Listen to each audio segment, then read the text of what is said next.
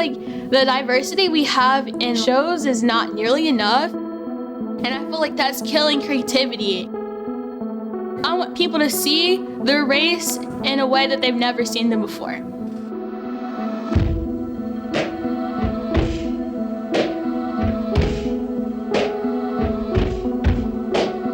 I've never done like full-fledged animation yet, but I have been like definitely drawing them on paper about how I want it to go, but I haven't fully committed to finishing it. But I'm like coloring. Drawing the comic is the easy part, and then getting to move is the hard part. I'm being challenged here. I'm using things I've definitely never used before. I want to be taught how to use realism to boost my skills or see what I can do with the skills I'm learning. And I want to draw something, and I want to make a character nobody's ever seen.